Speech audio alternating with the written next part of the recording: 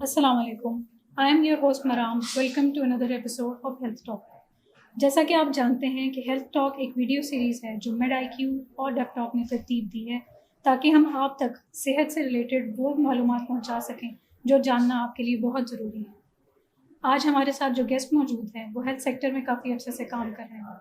आज हम इनसे जानेंगे कि सेहतमंद होने से क्या मुराद है और एक अच्छी सेहतमंद ज़िंदगी गुजारने के लिए क्या करना ज़रूरी है। Please welcome our guest Mohammad काब।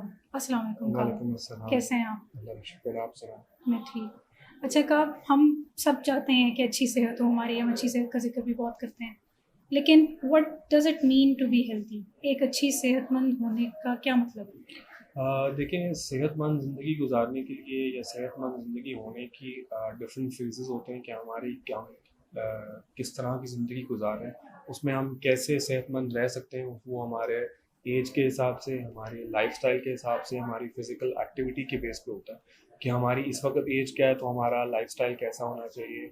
हमारी लाइफस्टाइल में ज़्यादा एक्टिविटी, फ़िज़िकल एक्टिविटी है या हमारी स्टडी लाइफ है, और हमारी लाइफ में फ़िज़िकल एक्टिविटी ज़्यादा है, हम स्पोर्ट्स में पार्टिसिपेट करते हैं, आउटडोर एक्टिविटी में पार्टिसिपेट करते हैं, नहीं करते हैं।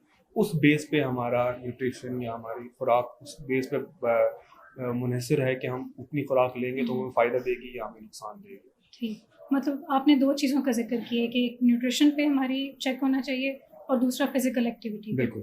तो जैसे-जैसे इंसान की एज बढ़ती है, आई थिंक इन दोनों चीज़ों की यूज़, न्यूट्रिशन और एक्सरसाइज़, ये दोनों चेंज होती रहती हैं आपकी बॉडी की रिक्वायरमेंट। बिल्कुल ऐसा ही होता है। देखिए, अब जिस तरह आप एक न्यू बॉर्न बेबी होता है, उसके लिए एक्टिविटी क्या होता है कि जैसे वो अपनी बाजू हिला लेता है या टाँग हिला लेता है, उसके लिए यही सबसे बड़ी एक्सरसाइज़ है। क्योंकि हुँ, अभी वो सिर्फ मदर फीड पे है या जाके वो फार्मूला मिल्क के ऊपर है। हुँ, फिर वो एक सॉफ्ट डाइट पे कन्वर्ट होता है, फिर वो आहिस्ता-आहिस्ता एक बेबी स्टेप्स उठाना शुरू करता है, हुँ, कदम रखता है या क्रॉलिंग करता है। तो उसकी एक्टिविटी आहिस्ता-आहिस्ता बढ़ती है, तो उसकी खुराक भी आहिस्ता-आहिस्ता स्ट्रॉन्ग होती है। पहले हम उसको यस। सॉफ्ट डाइट पे रखते हैं, फिर सिंगल सीरियल पे रखते हैं, देन हम उसको नॉर्मल फ्रूट्स पे या रोटी पे या इस तरह की चीज़ों पे आहिस्ता-आहिस्ता लेके आते हैं। तो हुँ, वो क्या होता है, वो उसकी बॉडी की रिक्वायरमेंट बढ़ जाती है। जब वो जितनी एक्सरसाइज़ या जितनी उसकी बॉडी में एक्टिविटी ज़्यादा आती है, उतनी उसकी न्यूट्रिशनल रिक्वायरमेंट बढ़ती जाती है एज के हिसाब से। इसी तरह जो एक यंग एज में चला जाता है, वो हर चीज़ कंज़्यूम कर सकता है, वो दालें, गोश्त, हर चीज़ को खा सकता है कि उसकी बॉडी उस चीज़ को सूट कर सकती है। हाँ, हुँ, अगर किसी को किसी एक स्पेसिफिक चीज़ से एलर्जी हो या फूड एलर्जी हो, वो एक अलग सिनेरियो है। वो हर किसी की लाइफ केस में अलग होता है, लेकिन वैसे एज वाइज आपकी रिक्वायरमेंट बढ़ती रहती है हुँ, और उसके हिसाब से आपने रिक्वायरमेंट अपनी बॉडी की इनटेक बढ़ानी होती है। इसी हुँ, तरह जब आप अपनी यंगर एज को क्रॉस कर जाते हैं, आप अपनी ओल्डर एज की तरफ जाना शुरू होते हैं, हुँ, 40s में, 50s में जाके, जहाँ आपकी जो हुँ, हम ढलने वाली एज कहते हैं, हुँ, उसमें जाते हैं, तो वहाँ जाके फिर आपको कई कई चीज़ों में ब्रेक लगाना पड़ता है।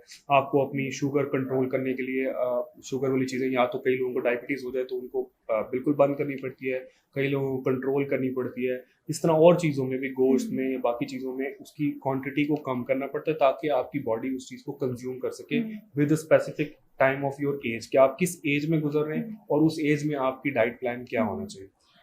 ठीक है। अच्छा कब आप जिस तरह कह रहे हैं कि ओल्डर एज में हो सकता है आपको डायबिटीज़ हो जाए। अब ऐसे केसेज़ हैं कि डायबिटीज़ हो जाती है काफ़ी सारे लोगों को, लेकिन काफ़ी सारे लोगों को नहीं भी होती। और डायबिटीज़ के अलावा कुछ इस तरह की बीमारियाँ हैं जो हमारे यहाँ आम हैं। तो एक बंदे को कैसे पता लगेगा कि उसको क्या डिज़ीज़ है या नहीं है?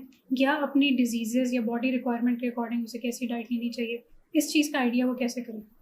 देखिए, उसमें सिनेरियो इस तरह होता है, कुछ जिस तरह ये डायबिटीज़ है, ये इस तरह की डिजीज़ हैं, कुछ तो फैमिली इनहेरिट होती हैं, जो आपको फैमिली से मिलती हैं, आपकी जीन्स हुँ, में आपको मिलेंगी, एक एज पे जाके हुँ, आपको हो जाती हैं।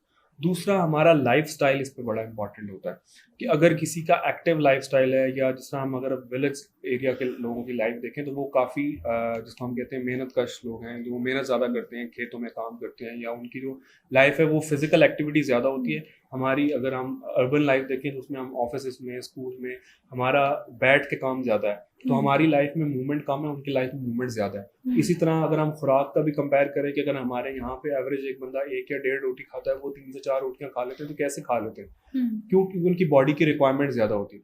उनकी जी। बॉडी की रिक्वायरमेंट इसलिए ज़्यादा होती है कि उनकी एक्टिविटी ज़्यादा है। तो हुँ, इसलिए वो जितना खाते हैं उनका कंज़्यूम भी हो जाता है और वो हुँ, बीमारियों से भी बच जाते हैं। एक तो वो नेचुरल डाइट खा रहे होते हैं, वो बीमारियों से बच जाते हैं। यस। शहर की लाइफ में, हमारे लाइफ़स्टाइल में एक्टिविटी कम होती है, हम खुराक उतनी ज़्यादा खा लेते हैं, या हम फास्ट फूड या दूसरी दूसरी चीज़ों को हुँ, इन्वॉल्व कर लेते हैं, तो उससे क्या होता है कि हमारी लाइफ में स्टडी लाइफ कम होने की वजह से हमारी ये ठहरी हुई लाइफ ज़्यादा है, तो उसकी वजह से वो हमें उसका नेगेटिव इम्पैक्ट आता है और हमारी बॉडी जो है वो चीज़ों को सही तरह हजम नहीं कर पाती और फिर डिफरेंट तरह की बीमारी के आगे वो कोलेस्ट्रॉल हो या डायबिटीज़ हो, डिफरेंट किस्म की बीमारियों का हम शिकार हो जाते हैं और फिर वो हमारी लाइफ में मुश्किलात पैदा करती हैं। वो हमारी लाइफस्टाइल इम्पैक्ट करता है, हमारी within the pass of age हमारी लाइफस्टाइल जिस तरह का है उस तरह का हमारी बॉडी पे उसका अफेक्ट आएगा।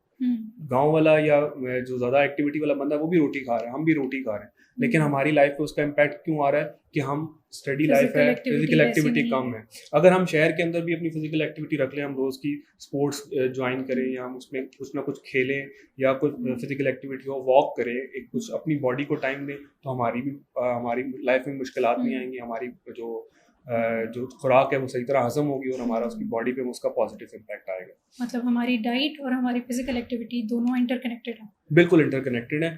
फिजिकल एक्टिविटी नहीं होगी तो वो हमारी लाइफ में, चाहे एक बच्चे की क्रॉलिंग से लेकर एक बुजुर्ग आदमी का जिसके लिए चलना मुश्किल है, अगर वो इवन अगर वो छड़ी का सहारा लेके भी चल रहे हैं, उसको में भी हम कहते हैं कि डॉक्टर्स क्या कहते हैं बुजुर्गों के, आप कम से कम 10 कदम चलें, आप 10 कदम 20 कदम चलें, आप बेशक नमाज पढ़ने के लिए चल कर जाएं, आपकी जो ये नमाज पढ़ के चल के जाना या आपका वॉशरूम तक चल के जाना, यही आपकी उस लाइफ की एक्सरसाइज है। और एक बच्चे की क्रॉलिंग करना या छोटे छोटे कदम उठाना, ये उसकी एक्सरसाइज। तो दरमियान वाली जो आपकी लाइफ है वो चाहे वो टीन एज की लाइफ हो या यंगर एज की लाइफ हो, उसमें तो आपकी एक्टिविटी ज़्यादा होती है, तो उसमें आप काम करते हैं, पढ़ाई करते हैं, सारा कुछ, उसके साथ आपकी फिजिकल एक्टिविटी होना, आपकी लाइफ में स्पोर्ट्स का होना, या तो आप क्रिकेट फुटबॉल जैसी बड़ी गेम्स खेलते हैं उसके लिए आप ग्राउंड जाते हैं, ये सारा कुछ करते हैं, या इवन आप घर के लेवल पे, छोटे लेवल पे भी आप टेबल टेनिस या बैडमिंटन या इस टाइप की छोटी एक्टिविटी भी रखते हैं, वो एटलीस्ट आपकी बॉडी एक्टिव रहती है, आपको स्वेटिंग होती है, आपकी बॉडी में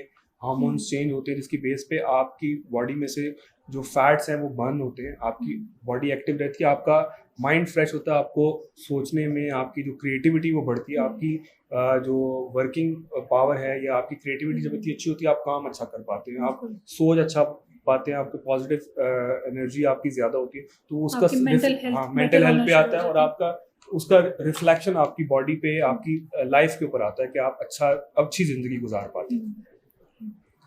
थैंक यू सो मच काम। थैंक यू व्यूअर्स ये वीडियो देखने के लिए। उम्मीद है आप लोगों को ये इन्फॉर्मेशन पसंद आई होगी और ये आपके लिए फ़ायदेमंद साबित होगी। अब हम मिलेंगे इंशाल्लाह हेल्थ टॉक की नेक्स्ट एपिसोड में। अल्लाह हाफ़िज़।